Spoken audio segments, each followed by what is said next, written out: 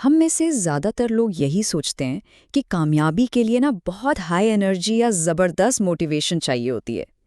लेकिन ज़रा सोचिए, क्या सिर्फ मोटिवेशन के भरोसे चला जा सकता है? सच बताइए, क्या ये मोटिवेशन की आग हमेशा जलती रहती है? तो इन दोनों में फ़र्क क्या है? देखिए, मोटिवेशन ना वो तो आर्जी है, एक आती जाती चीज़ है। कुछ दिन हम जोश से भरे होते हैं और अगले ही दिन बिल्कुल ठंडे। जबकि कंसिस्टेंसी यानी मुस्तकिल मिजाजी एक परमानेंट और स्टेडी सिस्टम है। यह आपका डिफ़ॉल्ट मोड बन जाती है, जो आपको उन दिनों में भी आगे बढ़ाती है जब एनर्जी बिल्कुल लो हो। तो चलिए सबसे पहले ये देखते हैं कि आखिर कंसिस्टेंसी एक ट्रू नॉर्थ या कुतुब नुमा की तरह कैसे काम करती है, जो हर हाल में आपको आपकी मंजिल का रास्ता दिखाती रहती है। बहुत से लोग कंसिस्टेंसी का मतलब गलत समझते हैं। उन्हें लगता है कि इसका मतलब रोज घंटों की सख्त मेहनत करना है। नहीं, ऐसा बिल्कुल नहीं है। इसका सीधा सा मतलब है हर रोज बिला नागा सही डायरेक्शन में छोटे लेकिन मुस्तकिल कदम उठाना। इसको यूं समझें, क्या बेहतर है, एक दिन फुल स्पीड से दौड़ना और फिर 10 दिन के लिए रुक जाना, या फिर हर रोज थोड़ा सा, बस थोड़ा सा आगे बढ़ना। जब आप हर रोज थोड़ा सा भी आगे बढ़ते हैं ना, तो चाहे स्पीड कम ही क्यों ना हो, आप अपनी मंजिल के करीब जरूर पहुंचते हैं, क्योंकि इससे ना मोमेंटम नहीं टूटता। और यहीं से हम आते हैं छोटे कदमों की ताकत पर। ये वो चीज़ है जिसे हम अक्सर नज़रअंदाज कर देते हैं, लेकिन सच पूछिए तो असल जादू इन्हीं छोटे कदमों में छुपा है। चलें देखते हैं कैसे। इस कॉन्सेप्ट को कहते हैं द कंपाउंड इफेक्ट, और ये कमाल की चीज़ है। इसे ऐसे समझें जैसे आप रोज़ बैंक में थोड़े से पैसे जमा करवाते हैं। शुरू में तो पता नहीं चलता, लेकिन कुछ सालों बाद वही छोटी सी रकम एक बहुत बड़ी अमाउंट बन जाती है। बिल्कुल यही चीज़ हमारे रोज़ के छोटे छोटे एक्शंस के साथ होती है। चलिए इसकी एक बिल्कुल आसान सी मिसाल लेते हैं। सोचें, कोई रोज़ सिर्फ 10 पेजेस पढ़ने का फैसला करता है। सिर्फ 10। सुनने में कितना छोटा काम लगता है ना? लेकिन एक महीने में ये 300 पेजेस बन जाते हैं। इसका मतलब क्या हुआ? मतलब ये कि बिना किसी स्ट्रेस के, बिना थके, एक पूरी किताब खत्म। यही है इन छोटे कदमों की ताकत। तो ठीक है, हमने छोटे कदमों की ताकत तो देख ली, लेकिन इसका असर सिर्फ हमारे काम पर नहीं पड़ता। इसका सबसे गहरा असर हमारे अंदर होता है। ये सफ़र है कंसिस्टेंसी से कॉन्फिडेंस तक का। पता है कंसिस्टेंसी का सबसे बड़ा फायदा क्या है? ये आपको डिपेंडेबल बनाती है, लेकिन दूसरों के लिए नहीं, सबसे पहले अपने लिए। जब आप रोज खुद से किया हुआ छोटा सा वादा भी पूरा करते हैं ना, तो आप अपने ही जहन में अपने ऊपर ट्रस्ट करना शुरू कर देते हैं, और यही सेल्फ ट्रस्ट खुद एतमादी की सबसे पक्की बुनियाद है। और इस सेल्फ ट्रस्ट से होता क्या है? आपके अंदर रॉक सॉलिड डिसिप्लिन बनना शुरू हो जाता है। जो चीजें पहले आपका ध्यान भटकाती थीं, अब उनसे लड़ना आसान हो जाता है। पेशेंस और फोकस वो डेवलप होने लगता है। यहाँ तक कि फेलियर का डर भी कम हो जाता है, और आहिस्ता आहिस्ता ये सारे एक्शंस आपकी आदत बन जाते हैं, आपका डिफॉल्ट मोड।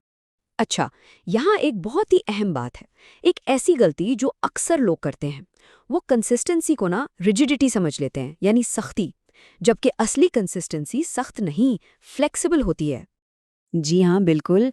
सच्ची मुस्तकिल मिजाजी रिजिड नहीं होती, वो फ्लेक्सिबल होती है। अगर आप सख्त होंगे तो जिंदगी का पहला ही झटका आपको तोड़ देगा। इसको समझने के लिए ना एक दरख्त की मिसाल लेते हैं। दरख्त की जो जड़ें हैं वो है आपका गोल, वो मजबूती से अपनी जगह पर रहती हैं। उसकी जो शाखें हैं वो है आपके मेथड्स, आपके तरीके, जो तूफान में लचक दिखाती हैं, झुक जाती हैं। और तूफान क्या है? जिंदगी के चैलेंजेस। अब सोचिए, अगर दरख्त सख्त होगा, तूफान उसे तोड़ देगा, लेकिन जो लचकदार होता है वो बच जाता है। चले एक रियल लाइफ एग्जाम्पल लेते हैं। मान लें आपने प्लान बनाया कि सुबह 6 बजे जिम जाना है, लेकिन आंख नहीं खुली। अब जो रिजिड माइंडसेट वाला होगा वो पूरा दिन अफसोस करेगा। लेकिन एक फ्लेक्सिबल अडेप्टेबल माइंडसेट वाला क्या कहेगा? कोई बात नहीं, सुबह मिस हो गया तो क्या हुआ, शाम में थोड़ा सा वर्कआउट कर लेंगे। देखा, गोल वही रहा, फिटनेस, सिर्फ तरीका बदला। ओके, अब आते हैं मोमेंटम के जादू पर। हम सब ने यही सुना है ना कि पहले मोटिवेशन आती है, फिर हम काम करते हैं। लेकिन क्या हो अगर मैं कहूँ कि ये बात असल में उल्टी है?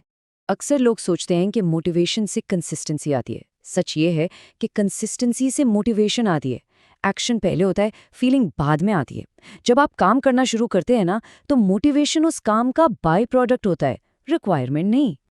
और इससे ना एक बहुत ज़बरदस्त पॉजिटिव फीडबैक लूप शुरू हो जाता है। देखिए, आपने एक्शन लिया, एक्शन से आपको छोटी सी प्रोग्रेस नज़र आई, उस प्रोग्रेस को देखकर आपको मोटिवेशन मिला और उस मोटिवेशन से आपने और एक्शन लिया। ये साइकिल चलता रहता है और आपको आगे से आगे ले जाता है। और अब हम आते हैं इस सब के सबसे पावरफुल हिस्से पर, और वो है आइडेंटिटी। कैसे कंसिस्टेंसी आपको आहिस्ता आहिस्ता अनस्टॉपेबल बना देती है।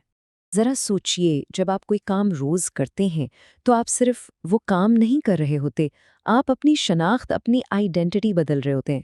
जो रोज़ दौड़ता है वो सिर्फ दौड़ नहीं रहा, वो एक रनर बन रहा है। जो रोज़ लिखता है वो एक राइटर बन रहा है। ये जो आई एम वाली फीलिंग है ना, मैं ये हूँ, ये सबसे पावरफुल शिफ्ट है।